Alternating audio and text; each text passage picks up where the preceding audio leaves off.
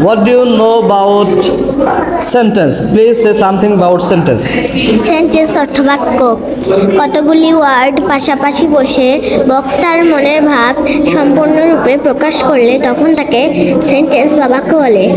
Sentence 5 প্রকার, যেমন assertive sentence বৃত্তিমূলক বাক্য, ইন্টারগেটিভ সেন্টেন্স প্রশ্নবোধক বাক্য, ইম্পারেটিভ সেন্টেন্স অনুজ্ঞাসূচক বাক্য, অবজেক্টিভ সেন্টেন্স প্রার্থনাসূচক বাক্য, এক্সক্লেমেটরি সেন্টেন্স বিস্ময়সূচক বাক্য।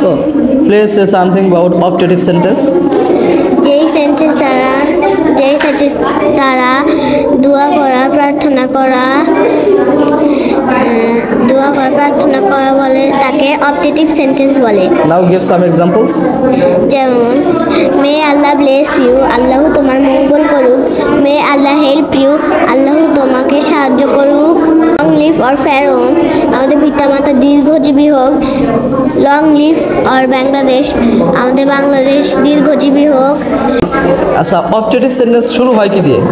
মে, লং এবং উইশ দ্বারা। ওকে।